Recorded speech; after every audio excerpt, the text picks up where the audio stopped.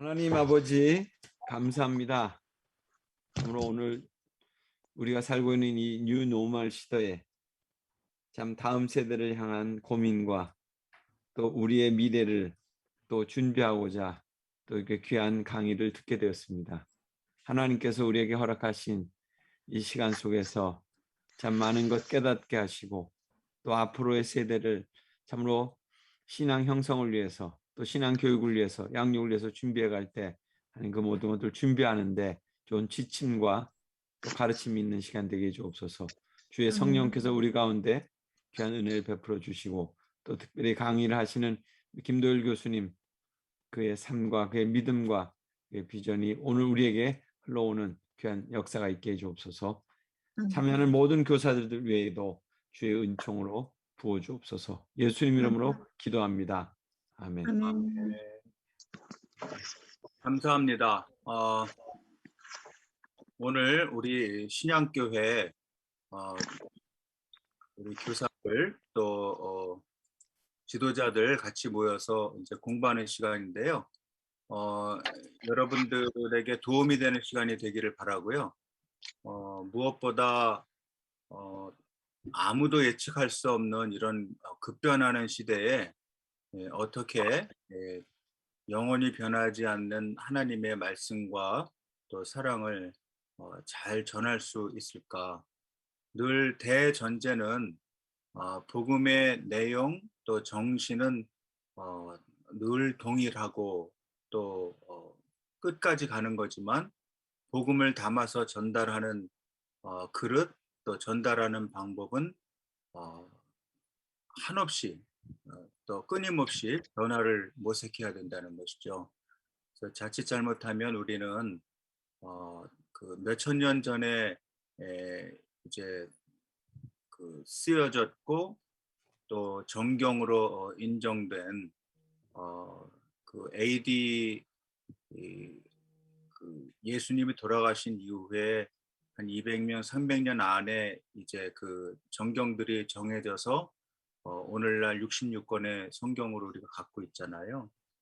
그 말씀을 어떻게 잘 전할 수 있을까 생각해야 되는데 늘 우리는 전통을 중요하게 여기는 사람들이기 때문에 자칫 잘못하면 배우려고 하지 않는 경향을 띌 수가 있어요. 그거는 목회자들께서도 그렇고 또 이 성경을 중심으로 해서 가르치려는 교사들은 자칫 잘못하면 뭐 말씀이면 되지 뭐 이런 생각을 그냥 가질 수 있어요. 본질적으로는 틀리지 않은 얘기지만 문제는 배우는 사람들의 상황이 늘 변하고 있다는 겁니다. 그래서 저도 이제 78학번이니까 나이가 조금 있잖아요. 그래도 제 연식이랑 상관없이 죽을 때까지 배우고자 노력하지 않으면 이 기독교 교육, 특별히 신앙교육은 학습자를 잃어버리면 다 끝나는 겁니다.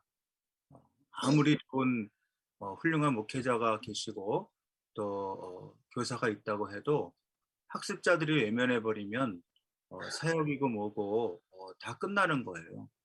그래서 그 모든 일을 어떻게 잘 감당할 수 있을까? 끊임없이 사람을 연구하고 또 사람의 성향, 트렌드를 잘 연구하는 가운데 중심을 잃지 않고 말씀으로 잘 지도를 해야 될 것으로 믿습니다. 제가 이제 화면을 공유하면서 여러분들과 먼저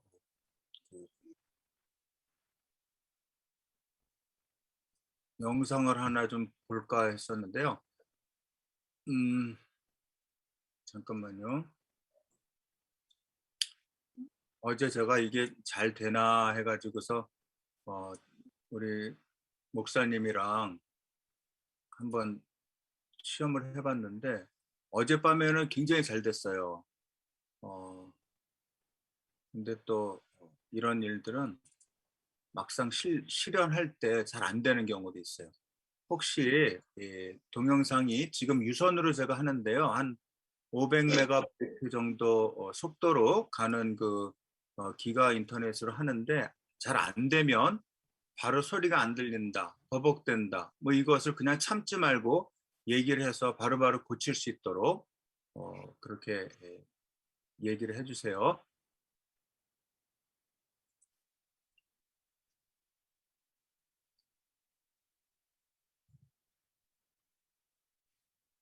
안녕하세요. 외곽 박사 장동선입니다. 오늘은 메타버스에 대해서 얘기해 보려고 하는데요. 메타버스? 잘 들리면 손을 들어서 표시해 주세요. 전 처음 들었을 때 무슨 타이어 버스도 아니고 무슨 버스야? 아마 저 말고도 비슷한 생각하셨던 분들 저는 있을 거라고 생각하는데요. 요즘 핫한 메타버스가 어떤 세상인지는 살펴보기로 해요.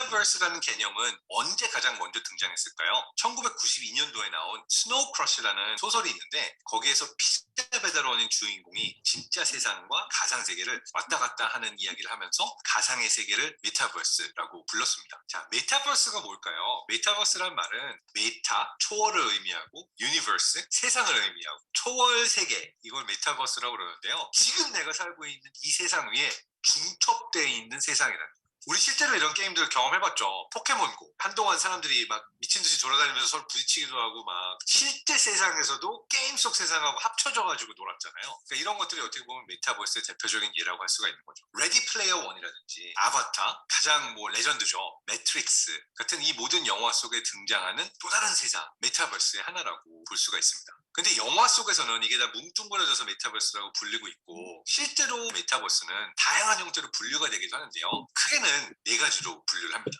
첫 번째 메타버스의 분류는 가상 세계를 이야기합니다. 실제 세상과는 다른 스크린 안에 또는 스마트폰 안에 컴퓨터 안의 게임 속 세상이 있고 그 안에 들어가서 게임을 하면서 놀 수 있고 가상의 세계를 virtual world라고 해서 첫 번째 메타버스의 분류에 들어가고요. 그 가상의 세계가 현실에 조금 더 들어와서 우리가 현실 속에서도 애니메이션이라든지 게임이라든지 캐릭터 이런 것들을 입혀가지고 볼 수 있는, 그러니까 현실 위에 일종의 판타지나 아니면 우리에게 유용한 정보들을 입힌 것을 증강현실. 세 번째 분류에는 라이프 로깅이라고 그래서 그러니까 여러분이 인스타 같은데 나 오늘 이렇게 맛있는 거 먹었어, 유튜브 방송 찍었어, 뭐 이런 걸 올리면은 내 삶 속의 순간순간의 스냅샷들과 사진들이 어딘가 온라인에 올라가게 되잖아요. 복제돼가지고 라이프 로깅으로 분류가 되는 메타버스의 하나입니다. 네 번째는요, 거울 세계라고 불러요. 미러 월드. 무슨 미드는 아니고요. 이렇게 생각하면 돼요. 실제 세상과 똑같은 하나의 거울 같은 복제품이 온라인 세상에 존재하는 거예요. 가장 간단한 게 어딜까요?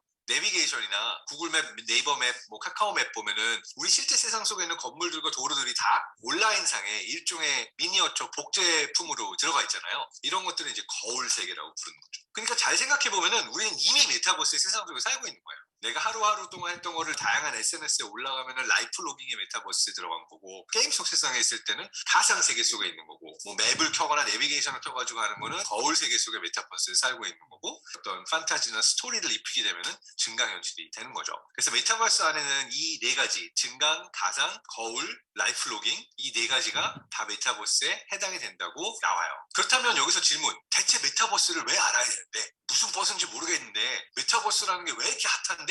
답은 간단합니다. 돈이 되기 때문에.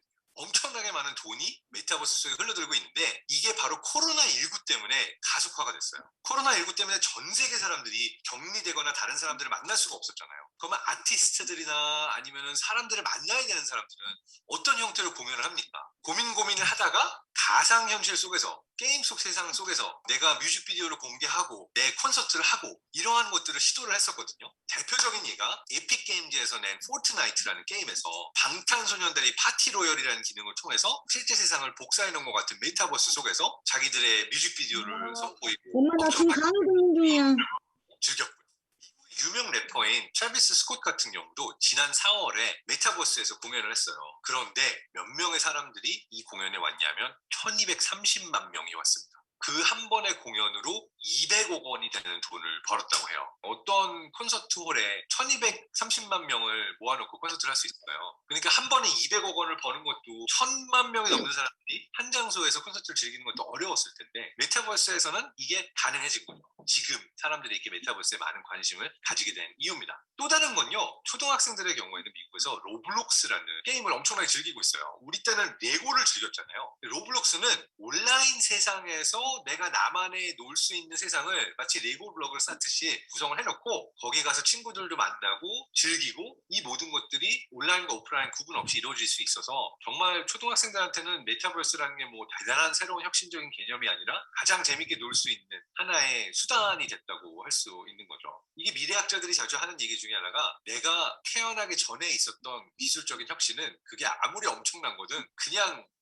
things. 그러니까 우리 같은 경우도 뭐 컴퓨터의 발견, 활자의 발견 뭐 이런 것들을 엄청나게 대단하게 느끼지 않죠. 지금의 우리도 엄청나게 혁신적이다라고 메타버스를 부르고 있지만 아마 제 아들 세대들은 이 메타버스 자체가 진짜 세상인 세대들이 될 거라고 생각을 합니다. 되게 이 얘기를 많이 하는데요. 게임 속이 메타버스야? 이렇게 생각하실 수도 있잖아요. 근데 메타버스는 좀 특별해요. 메타버스는 동시성이 있고 예측 불가성이 있고 일종의 현장성이 있어요. 그러니까 우리가 온라인 강의랑 오프라인 강의가 다른 이유가 오프라인으로 강의를 하면 그날 어떤 관객이 올지 몇 명의 관객이 있을지 이 사람들이 어떻게 호응을 보낼지 무슨 질문을 할지 알 수가 없잖아요. 현실 속 세상이 재밌는 이유가 그건데 이걸 온라인으로 가게 되면은 이미 지나간 강의를 보게 되거나 지금도 유튜브 보시는 분들이 녹화한 분량을 보고 계시잖아요. 그러니까 소통을 하는데 실시간이 아닌 거예요. 메타버스 세상 안에서는 예측 불가하게 현장 속에 누가 올지 누가 내 영상을 볼지 누가 나랑 같이 인터랙션을 하고 소통을 할지 알 수가 없다는 이런 부분이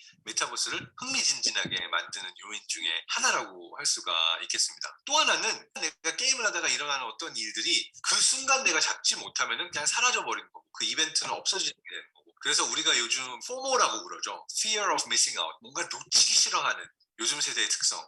나만 빼놓고 재밌는 일이 있었던 것 같아.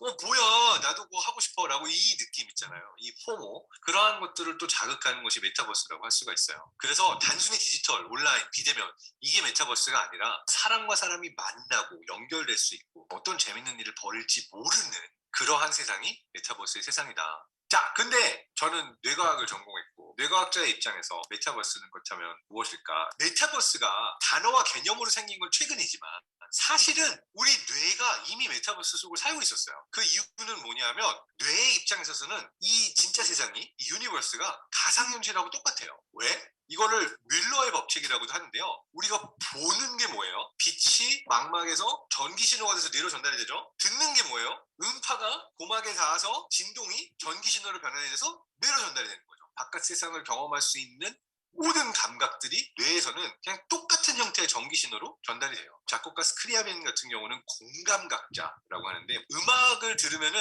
그 음리에 따라서 다른 색깔이 보였대요. 그러니까 뭔가 색깔의 인지랑 내가 듣는 소리랑 같이 경험이 된 건데 뇌의 입장에 있어서는 이미 세상의 모든 것들이 가상인지 진짜인지 구분할 수 없을지도 모른다. 뇌과학의 입장에서 본 메타버스가 흥미로운 점입니다. 그런데요, VR 헤드셋 같은 거 쓰면 뭐가 가상이고 뭐가 진짜인지 너무나 잘 알잖아요. 뇌가 그걸 알고 있는 거 아니에요? 이렇게 물어볼 수 있을 거예요. 그런데 그 이유는 아직 기술이 충분히 발달하지 못해서 그런데요. 우리 뇌가 진짜 세상, 그러니까 유니버스를 경험할 때는 굉장히 다양한 종류의 감각기관으로 경험을 해요. 그러니까 우리가 VR 헤드셋을 딱 써도 내가 이렇게 누워서 볼 수도 있고 얼굴을 움직일 수도 있고 머리의 포지션이 다 다르잖아요. 내 몸의 움직임, 머리의 움직임이 뇌에서는 다 똑같이 인지가 되는데 그거에 따라서 보여지는 정보도 바뀌어야 되거든요. 근데 이런 헤드셋 같은 걸 썼을 때는 목의 움직임, 어깨, 머리 움직임까지는 센서가 감지를 못했었기 때문에 뇌가 받는 신호가 눈에 보이는 게 다른데? 라고 느끼기 때문에 가상현실이 진짜처럼 안 느껴지는 건데 만약 정말 우리 뇌가 받는 모든 몸의 신호들을 진짜랑 똑같이 뇌에게 전달할 수 있다. 그렇다면 뇌는 가상현실과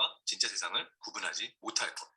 메타버스가 정말 이렇게 현실 속에 들어오기 위해서는 또 어떤 기술들이 더 개발돼야 될까요? 앨런 머스크 뉴럴링크나 일부에서는 뇌에다가 직접 칩을 이식해가지고 내가 생각만으로 로봇도 조종하고 게임도 할 수 있고 이러한 기술들을 실제로 개발하고 있는 뇌공학자들이 있고요. 또 다른 한편으로 지금 정말 바로 코앞까지 다가온 기술은 페이스북이 투자한 오큘러스 퀘스트의 경우에는 VR이 이미 AR이 됐고요. 그러니까 증가능 현실이 돼가지고 바깥 세상이 보이는데 내가 원하는 것들을 다 거기 붙일 수가 있고 그것만이 아니라 뉴럴 인터페이스, 뇌의 신경망하고 내 손의 근육을 연결해가지고 내가 그냥 이렇게 타이핑을 하면은 내 손가락 근육의 신호가 여기 리스트밴드 연결이 돼가지고 실제 세상 속에서의 내가 지휘하는 내가 그려내는 모든 것들이 증강현실로 메타버스 안에 들어오는 이러한 기술들까지 이미 개발이 되어 있거든요. 페이스북 그룹은 그래서 증강현실, 혼합현실, 가상현실 이런 말 안 써요. 페이스북 리얼리티 그룹이라는 데가 있어요. 자기들이 또 다른 현실을 창조하겠다는 거예요. 저는 데모를 이미 봤습니다. 뇌과학자가 개발한 거거든요.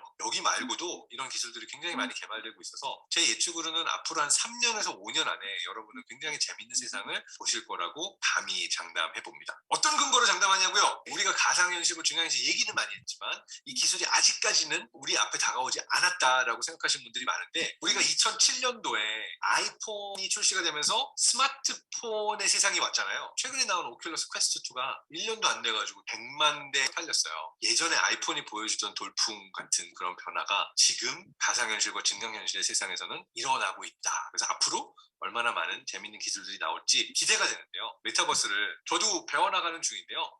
여러분들 메타버스에 대해서 관심을 많이 가지다 보면은 재밌게 살면서 돈도 벌고 미래 세대와 재밌게 소통도 하면서 행복하시기를 바랍니다. 여러분 모두 행복하세요.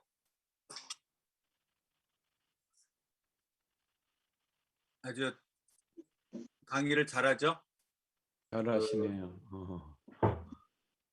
메타버스 이분도 사실은 메타버스를 배워서 이제 요약을 해가지고 우리에게 프레젠테이션 해주신 거거든요. 저도 역시 마찬가지고, 그러나 이제 우리가 할 수 있는 거는 뭐냐면 교회 교육 또 신앙 교육, 전반적으로 저는 기독교 교육이라고 그러는데요. 사실 기독교 교육은 교회 교육만 있는 건 아니거든요.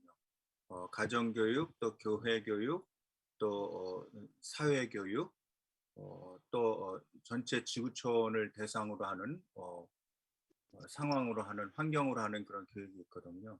그래서 저는 오늘 이 공부를 통해서 여러분들이 뭘 배워야 되는지, 지금 내가 혹시 지식적으로 모르는 게 있다고 하면 그거는 뭐 그냥 금세 여러분들이 그거를 그냥 거기서 오늘 공부하면서 따라 잡으면 되고요. 저는 그거는 그렇게 어렵지 않은 거라고 봐요. 뭐 저도 하는데요. 뭐 저도 뭐 다 환갑 넘었지만 하잖아요. 그리고 또 자기가 하려고 노력만 하면 못할 것도 저는 없다고 생각을 하거든요. 그래서 뭐 오늘 공부하면서 같이 우리가 할 수 있는 것들을 한번 좀 파악을 해보면 좋겠습니다. 제가 이제 또 공유를 시작할 텐데요.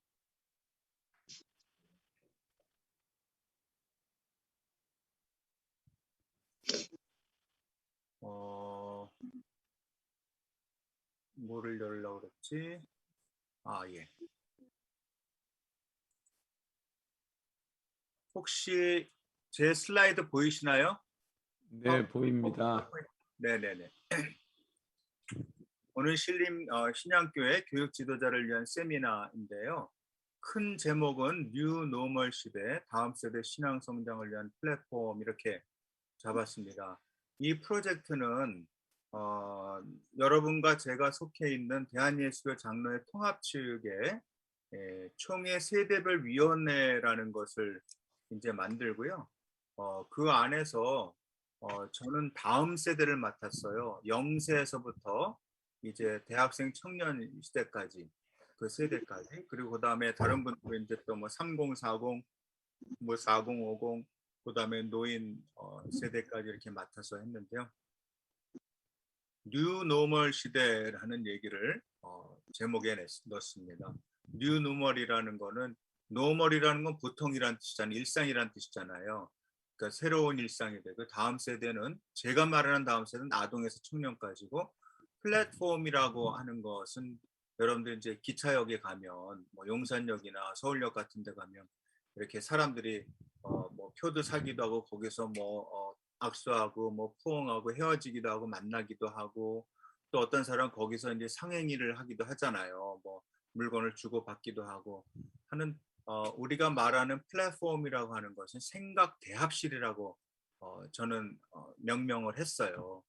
우리의 생각, 아이디어가 서로 소통되고 교환되는 곳이 플랫폼이다 하는 얘기죠.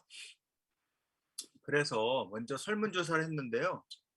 아주 많이 하지는 못했어요. 많은 시간을 주어지지 않았고, 제가 이 프로젝트를 한 달 정도 전에 이제 맡았거든요. 그래서 전국에 보내기는 했으나 요새는 설문조사하는 기관이 너무나 많아가지고요.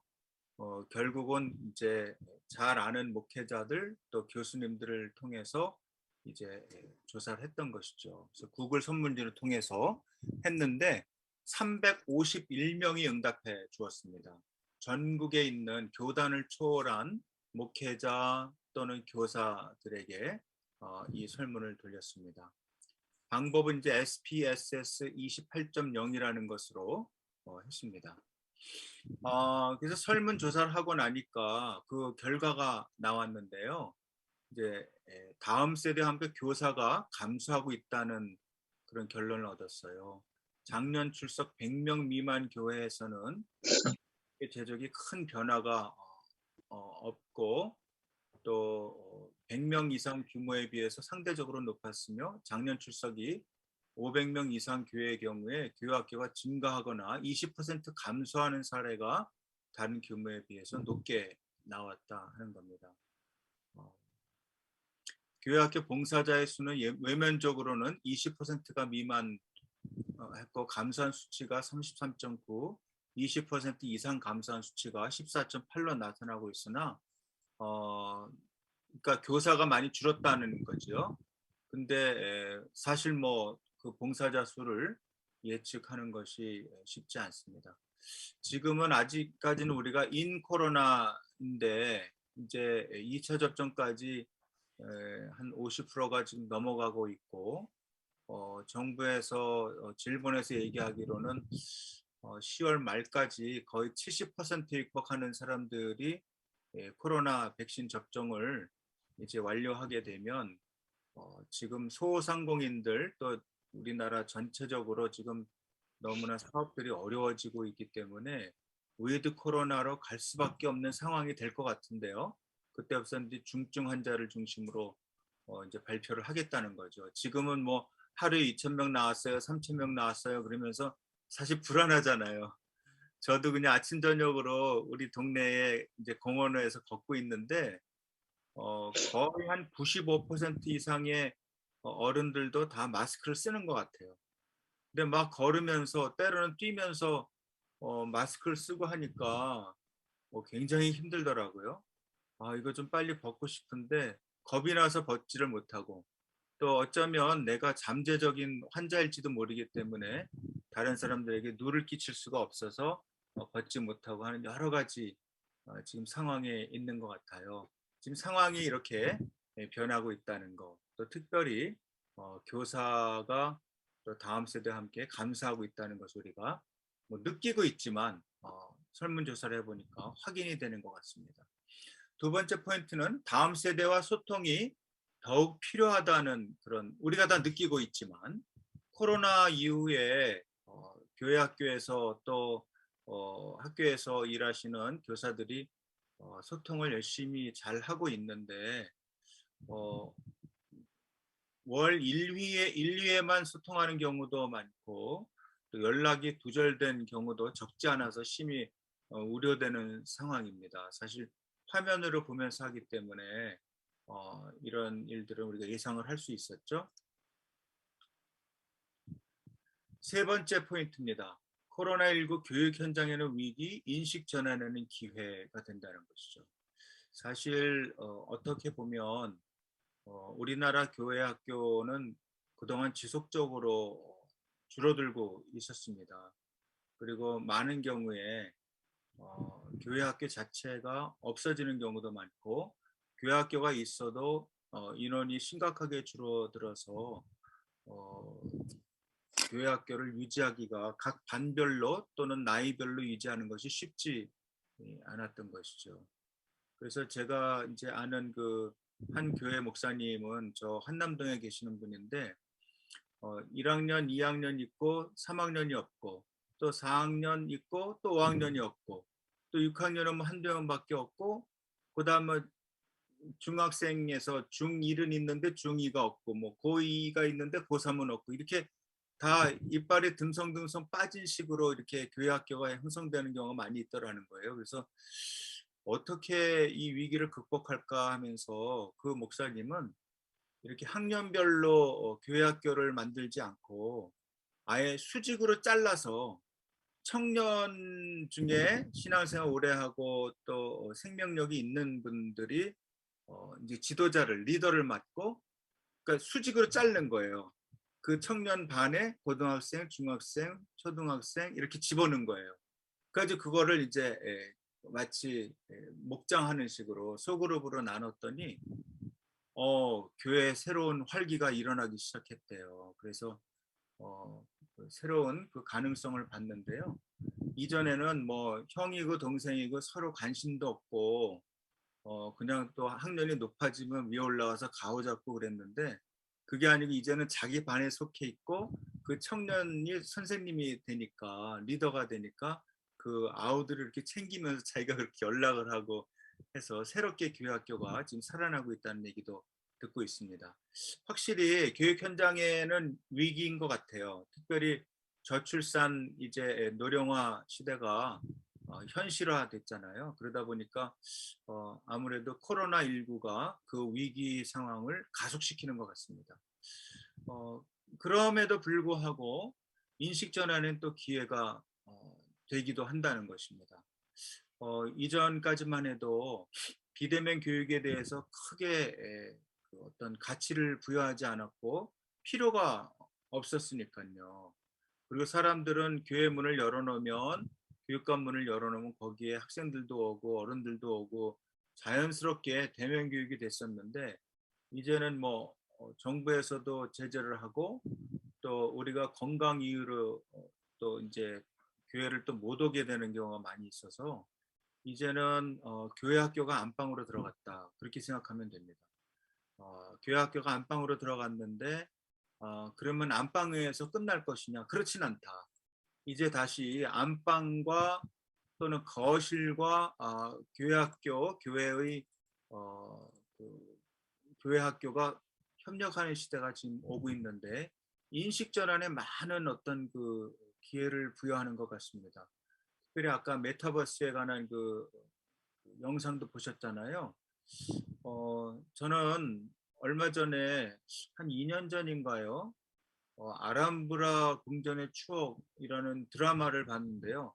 거기에서 이제 주인공이 이렇게 안경을 딱 쓰면은 바로 그 가상세계로 들어가는 거예요. 그러면서 거기에서 뭐 그 연애도 하고 또 사업도 하고 때로는 막 사람을 죽이기도 하고 또 살리기도 하고 그런 거 이렇게 보면서 저런 세계가 올 수도 있겠다 생각했는데 여러분 진짜로 왔습니다. 이제 내년이나 후년에는 이미 구글에서 가상세계로 들어갈 수 있는 바로 안경을 쓰면 그 안으로 들어갈 수 있는 이런 것들을 개발한다고 그러거든요. 지금은 저도 이제 아이폰 유저인데 초창기에서부터 썼거든요. 처음 아이폰 나올 때부터. 뭐 그것보다 뭐 애플이 처음 나왔을 때부터 애플 컴퓨터를 썼으니까요. 그래서 지금 이제 계속 이걸 쓰고 있는데 이제는 이 핸드폰을 그 메타버스를 응용한 그 안경이 스마트 안경이 대체할 것이라는 거예요. 그런 일이 아마 2, 3년 안으로 오게 될 겁니다. 지금은 100만 원이 넘는 돈을 주고 스마트폰을 사지만 이제는 그것보다 조금 더 비싼 돈을 주고라도 이제 안경을 쓰고 뭐 번역도 하고 뭐 길도 찾고 뭐 검색도 하고 또 거기서 전화도 받고 왜냐 귀에 이게 가까우니까요 안경이 요 안경테 끝에다가 마이크 달고 스피커 달면 되는 거거든요. 그러니까 그런 일들이 훨씬 분명히 일어날 것이다. 제가 사업자라도 개발하겠습니다. 그래서 의식 전환에는 확실히 이게 기회가 되고 있다는 거죠. 여기 보시면 코로나19로 인한 비대면 교회 교육이 분명히 한계가 있고 또 어떤 의미에서는 모든 사람은 사회적인 존재이기 때문에 비대면 교회 교육이 확실히 불편한 건 사실이에요. 그리고 재미도 없고 또 어떻게 보면 다이내믹이 일어나기가 굉장히 어렵지만 그렇다고 뭐 맨날 앉아서 불평만 할 수는 없잖아요. 그거는 우리가 가르치는 사람들이 인식 전환을 해야 된다는 것이죠. 그래서 긍정적인 영향을 미쳤다 하는 게 한 거의 60%가 되고요. 또 이번 코로나 상황에 가진 인식 전환의 기회를 미래 교회 교육의 보완을 위한 동력으로 삼는 것이 중요할 것으로 사례됩니다. 제가 교회 안에 있는 사람들에게 이 강의를 하고 또 총회에 이걸 발표했기 때문에 교회 교육이라는 단어를 썼죠. 저는 사실 교회 교육이라고 이렇게 국한하는 걸 별로 좋아하지는 않아요. 사실 교회라는 말 자체도 건물이 교회가 아니잖아요. 그러니까 이제는 하나님을 믿는 예수님의 사람들이 교회라는 의미로 봤을 때 지역 교회와 또 우리 그 지역 교회를 이루고 있는 예수님 몸인 우리가 다 교회라는 의미에서 교회 교육을 생각하면 될 것 같고요. 그래서 지도자 인식이 많이 변하고 있다. 네 번째 포인트인데요. 영상 미디어 시대입니다. 다양한 리소스를 적극적으로 활용해서 우리가 해야 되는데, 사실 여러분 오늘 이 강의도 그렇지만 제가 이 강의를 이번 9월 셋째 주인가에 있는 우리 총회를 위해서 준비할 때도 책 한 60%, 그다음에 40% 정도는 거의 다 유튜브에서 발견한 겁니다. 그리고 아니면 뭐 검색 엔진 같은 데서 발견한 자료들이 많고요. 실제 요즘에는 이렇게 책을 써도 사람들이 책은 많이 안 보고요. 그 책을 요약한 유튜브의 동영상을 보고 또 듣는 거죠. 보고 듣고 하고서 그 책을 안 사는 경향이 많이 있고요. 그래서 이제는 더더욱 영상으로 또는 이렇게 태블릿 PC로 책을 읽는 일들이 예전보다 훨씬 많아졌다. 코로나 상황 속에서 도움을 준 자료로 유튜브 등의 동영상 플랫폼의 교회 교육 영상 및 미디어 자료가 많이 활용되고 있다는 것을 우리가 알 수 있고, 여러분들도 그러실 거예요. 거의 일어나면 예전에는 이제 성경을 펴고 또 앉아서 기도를 하면서 하루를 시작하는 경우가 많았는데, 요새는 일어나잖아요. 그러면 기도하면서 유튜브에 올라온 묵상 자료를 틉니다. 저는 이제 오늘의 양식이라는 그 김상봉 목사님이 이제 미국 자료를 갖다가 번역해서 이렇게 배포하는 게 있는데, 매일 새벽 한 3시나 4시쯤 되면 그날의 말씀 자료가 나오거든요. 그럼 그거 틀어놓고서 들으면서 보면서 기도하면서 묵상하는 거예요. 그런 일들이 제가 환갑이 넘은 제가 그렇게 하고 있는데, 젊은이들은 말할 것도 없죠. 눈 뜨면 유튜브 보는 거예요. 예전에는 TV에서 뉴스를 본다든지 아니면 신문을 이렇게 가지고 소파에 앉아서 이제 뉴스를 봤다면, 이제는 그렇지 않다는 거죠. 유튜브에서 훨씬 더 정리를 잘해가지고 핵심만 뽑아서 짧은 시간에 딱 표현을 해주니까요. 아까 제가 보여드린 메타버스의 기본 이해에 관한 그 뇌과학자의 강의도 굉장히 속도가 빠르잖아요. 그러니까 요새는요, 제가 이렇게 그 영상으로 설교나 또는 강의 같은 거 해보니까요, 이제는 오래 하면 사람들이 안 봐요. 저도 안 봐요. 왜냐하면 눈이 아파요. 그리고 이게 속도가 빨리빨리 나가지 않으면 너무나 볼 게 많기 때문에 도저히 모든 것을 다 볼 수는 없잖아요. 또 때로는 놀기도 하고 또 밥도 먹고 또 걷기도 하고 운동도 하고 그래야 되는데, 영상만 쳐다보고 있을 수가 없잖아요. 그렇기 때문에 이 메타버스 시대, 영상 미디어 시대에는 모든 게 짧게 돼야 돼요.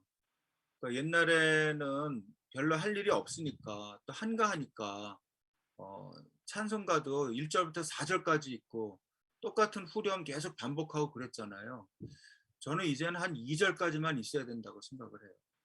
1절 하고 중간에 간주 충분히 하고, 그래서 묵상하면서 또 마지막 절 하고, 그런 식으로 이제 모든 것들을 이제 축약하면서 함축적으로 전달해야 될 필요가 있다.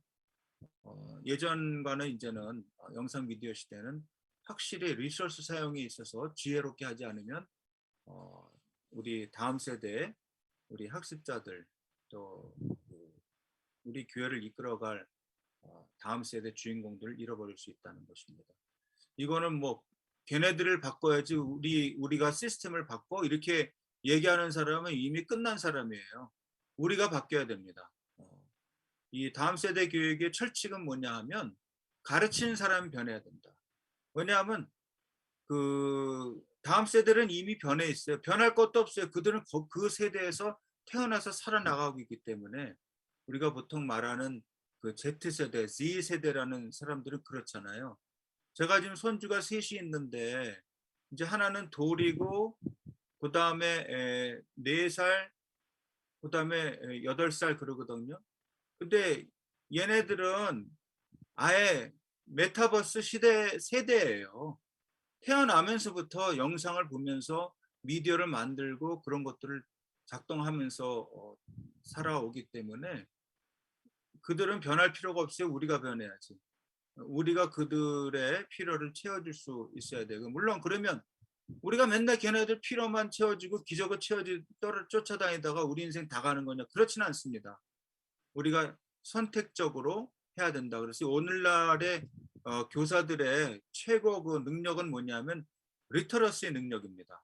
뭐가 가장 필요하고 또 어떤 내용들이 정말 우리에게 필요한 것인지 또 다음 세대에게 필요한 것인지를 분간해내는 어떤 분별력, 디서먼트가 필요한 것이죠. 그 다음에는 그런 것들을 잘 적용할 수 있어야 되고 마지막으로 제일 중요한 거는 진정성입니다. 정말 진실한 마음, 정직한 마음으로 다가가면 조금 기술이 부족해도 다 통한다. 마지막으로 제일 중요한 거는 나중에 제가 한 가지로 한 단어로 요약해서 말씀드릴 텐데요. 오늘 강의를 다 들으시고 우리에게 그럼 가장 중요한 게 뭐냐고 한 그 단어를 알아맞히는 사람에게 제가 상품을 드리겠습니다. 큰 거는 못 드리고 스타벅스의 커피랑 케이크를 여러분들에게 선물권으로 공수해 드리겠습니다. 한번 생각해 보세요. 강의 들으면서 야 진짜 뭐가 중요한지 이 한 단어로 모든 게 끝난다 하는 거 한번 찾아보세요. 지금 상황 속에서 제일 중요한 것도 결핍되는 건 뭐냐면 많은 교회들이 부모 교육을 제공하고 있지 않다는 겁니다. 어떡하죠? 이 비대면 교육이 계속 갈 건가요? 이런 코로나 상황에 갈 건가요? 계속 고민만 하면서 막상 부모들을 교육하고 있지 않다는 거죠. 그래서 교회 중에 50% 이상이 부모 교육이 제공되지 않고 있다는 것을 고발을 했고요. 코로나 시대 부모 교육에 대한 필요성이 강력하게 대두되고 있다는 것을 우리가 기억을 해야 됩니다. 제가 이따가 시간이 될 때 D6 사역에 대해서 좀 설명을 할게요. 제가 예전에 개발했던 해피투게더와 또 최근에 2, 3년 내에 또 유행하고 있는 Deuteronomy 6라고 하는 신명기 6장의 사역을 근거로 한 가정과 교회가 함께하는 사역에 대해서도 간단하게 소개해 드릴 겁니다. 5번째 포인트는 교회 교육이 기술적인 문제보다는 목회적인 책임이 더 가중된다 하는 것입니다. 그래서 교회 교육 지도자로서 겪은 가장 큰 어려움이 뭐냐고 물어봤더니 비대면 가정 신방이고 또 연락 책임이 너무나 가중되는 거에 대해서 큰 어떤 책임감을 느끼면서 쉽지 않다는 겁니다. 최근에 저 금호동에 있는 한 교회는 제가 거기에 계시는 분 한번 지도한 적이 있는데 자기네는 문고리 신방을 많이 한다고 그러더라고요. 문고리 신방. 그래서 가서 만날 수가 없으니까 집에 가가지고 문 안쪽에는 그 집에 사람들 신방을 받고 바깥쪽에는 목회자나 선생님이 서가지고 그 문에다 대고 서로 얘기하는 거예요. 근데 그게 스크린으로 얘기하는 것보다 훨씬 효과가 있더라는 겁니다. 그래서 이렇게 주목이라도 한번 마주치고 오는 그런 일들. 저는 이제 그 김영철 씨가 하는 그 뭐죠? 우리 동네 이렇게 왜 그 동네마다 방문하는 그 프로그램 있잖아요. 토요일 7시인가 8시인가 하는 거 있잖아요. 그때마다 그 김영철 씨가 사람들 만나서 대화하고 풀어나가는 그걸 보면서 많이 배워요. 보면 그분도 역시 환갑이 훨씬 넘으신 분이지만 사람들에게 다가가서 대화하는 법을 아는 것 같아요. 물론 마스크를 쓰고 하는 거죠. 일종의 저는 그게 목회적인 어떤 기술이라고 봤어요. 그러니까 가면 주먹을 마주쳐도 한 주먹으로 안 하고 꼭 보면 두 주먹으로 하고 또 그뿐만 아니고 사람들의 얘기를 가서 이렇게 들어주는 거. 또 위협적이지 않게 그 삶에 대한 그런 구체적인 질문을 하는 거. 또 그다음에 어려운 얘기를 이렇게 들으면 마음으로 다가가서 이렇게 같이 울어주는 거. 저는 우리 코로나 시대 또 위드 코로나 또는 포스트 코로나 시대 전체를 풀어나갈 수 있는 제가 여러분들에게 지금 드릴 수 있는 어떤 실마리 단서는 눈물이라고 생각을 해요. 눈물. 그러나 진지한 어떤 진성 눈물을 흘려야 되는 것이죠. 사람들의 마음을 느낄 수 있는 것. 그러니까 컴패션이죠. 긍휼히 여기는 마음, 또 함께하는 마음.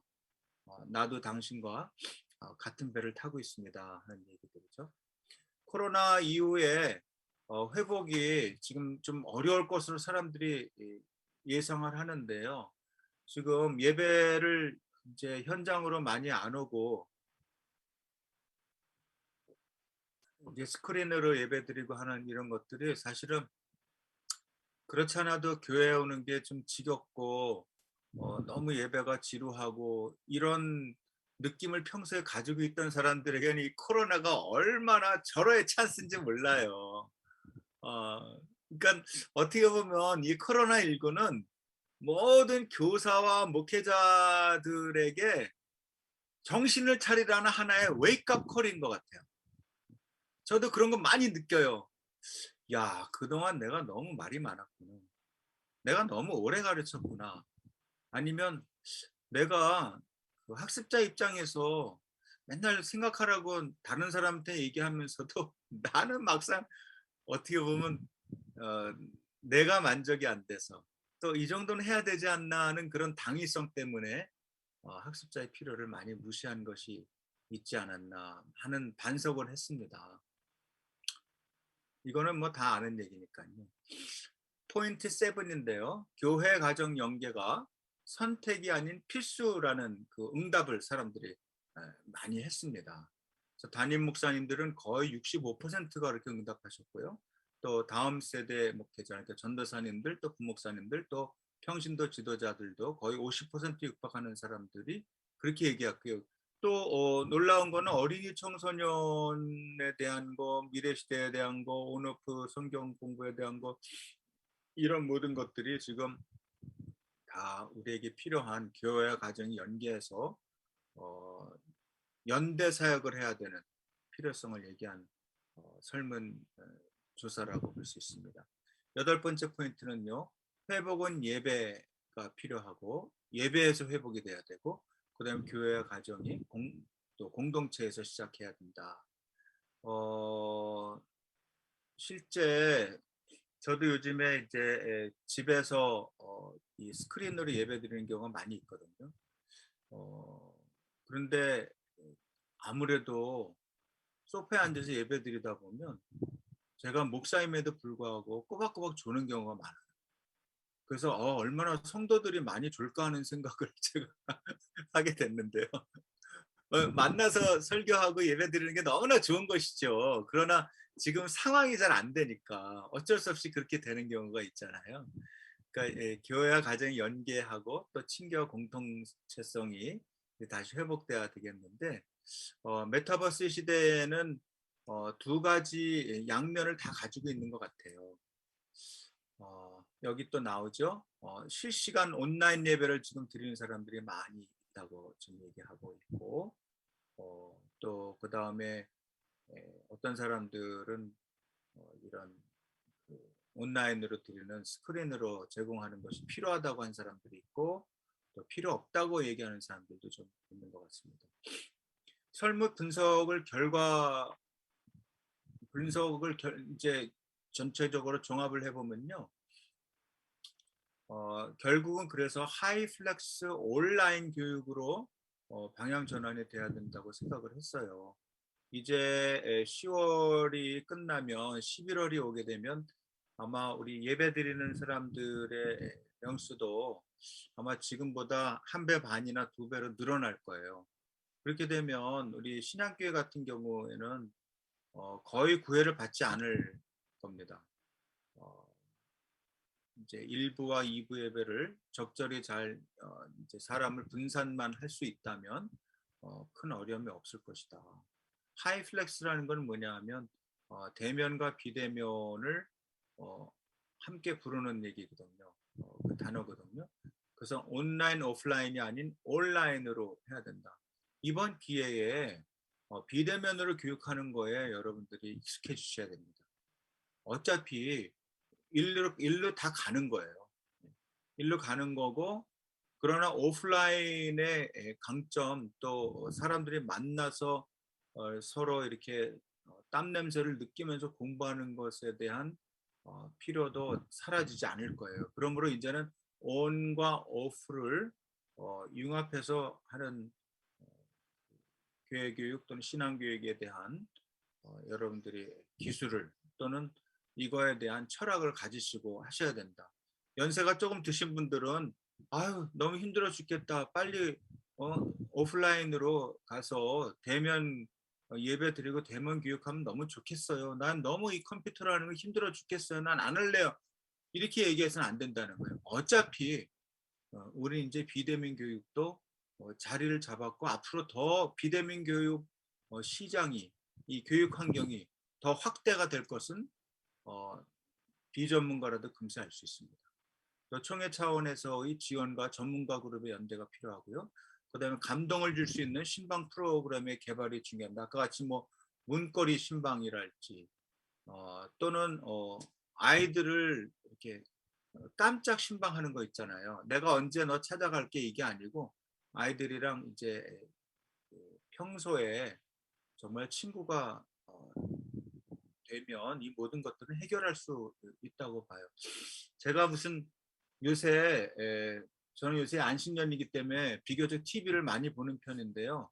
갯마을 무슨 차차차 무슨 이런 너무너무 귀여운 드라마를 해요. 배우들 이름은 잘 기억이 안 나는데 이렇게 남자 배우도 그렇게 여자 배우도 그렇고 둘 다 이렇게 보조개가 들어가는 배우들이에요. 근데 거기에 남자 주인공이 너무너무 쿨하면서도 사랑스러워요.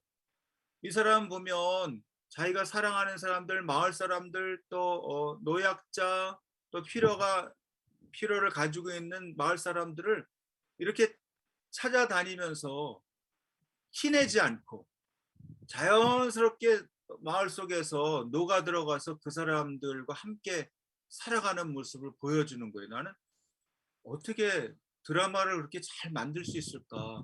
거기서 저는 목회의 실마리도 봅니다. 혹시 그 갯마을 차차차 안 보신 분들은 다 안 봐도 좋으니까 유튜브에서 이렇게 요약본이라도 이렇게 한번 좀 보세요. 너무너무 그 두 남녀가 살아가는 게 아름답고요. 마을 사람들이랑 같이 이렇게 행복하게 어우러져서 지내는 걸 보면서 야, 우리 교회가 할 일이 저건데 그런 생각을 저는 많이 해요.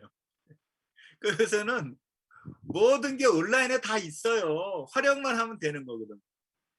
감동을 줄 수 있는 신방 프로그램을 개발하면 저는 뭐 메타버스 아니라 세상 없는 뭐 벌스 시대가 와도 견뎌낼 수 있다고 생각을 합니다.